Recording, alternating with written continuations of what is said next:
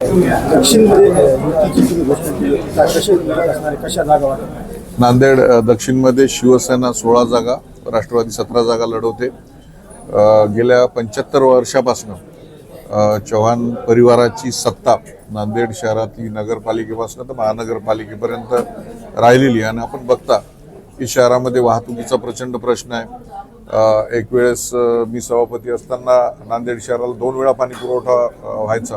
आज 3-3, 4-4 दिवस उन्हाळ्यामध्ये पाणी येत नाही. स्वच्छतेचा गंभीर प्रश्न निर्माण झालेला आहे. ओमसेट पोकर्णा महापौर असताना जे काही वृक्ष लावलेले होते हे सर्व वृक्ष आयटीआ ते छत्रपती चौकापर्यंत हे वृक्ष तोडले जात आहेत. कुणीच याच्याबद्दल बोलत नाहीये.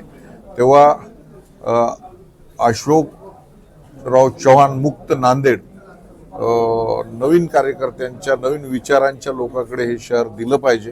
त्याशिवाय या शहरामध्ये बदल घडणार नाही. म्हणून एकत्र येऊन आम्ही ही निवडणूक लढवत आहोत. उत्तरमध्ये का झाली? उत्तर भागामध्ये माननीय एकनाथ शिंदे साहेबांनी 4,500 कोटी रुपयाची कामं बालाजीराव कल्याणकर यांच्या मार्फत तिथे दिलेली आहेत आणि मोठ्या प्रमाणात विकास कामं चालू आहेत. तेव्हा त्यांनी सांगितलं की मी कामाच्या बळावरती लोकांमध्ये जाणार आहे, लोकांना मतदान मागणार आहे आणि त्यामुळे मला कोणाबरोबर युती करण्याची गरज नाही. तर तेव्हा ते स्वतंत्रपणे लढवतात. निश्चित उत्तर दक्षिण सगळीकडे जिथे जिथे शिवसेनेचे उमेदवार असतील तिथं प्रचार करेन. परंतु नांदेड दक्षिणमध्ये राष्ट्रवादीचे नेते आदरणीय भास्करराव दादा असतील, पाटील चिखलीकर असतील, आदरणीय ओमसेट पोकर्णा असतील, आमचे हंबर्डे साहेब असतील, त्याचबरोबर माजी आमदार सुभाष साबणे आणि स्थानिक आमदार आनंदराव आहेतच. हे सगळेजण हातात हात घालून आम्ही नांदेड शहराचा पुढील 25 वर्ष नांदेड शहर कसं असावं याचा आराखडा घेऊन लोकांसमोर जातोय आणि निश्चित लोकांच्या पसंतीस आम्ही यावेळेस नाही, दोन्हीकडे आहे. माझं राहणंच उत्तर शहरामध्ये आहे. मी नगरसेवक तिथं होतो.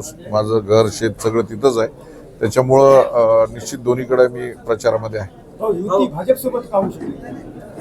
माननीय अशोक चव्हाण साहेबांची पहिल्यापासून इच्छा नव्हती युती करायची, कारण नांदेड शहरातल्या जे महानगरपालिकेचा कारभार आहे तो पूर्णपणे त्यांच्या हातात राहावा ही पूर्वीपासूनच त्यांची इच्छा आहे. आणि तशा पद्धतीने उमेदवार त्यांनी दिलेले आहेत. वेगवेगळ्या आघाड्यांमध्ये त्यांची माणसं पेरलेली आहेत आणि त्या माध्यमातून शहरातली सत्ता माझ्या हातात कशी राहील आणि त्या माध्यमातून ज्या सार्वजनिक हिताच्या जागा आहेत तिथं कॉम्प्लेक्सेस बांधून मला त्या जागांचा व्यापार करून त्यातून पैसा कसा कमवता येईल यासाठी त्यांनी कोणाबरोबर युती केलेली नाही.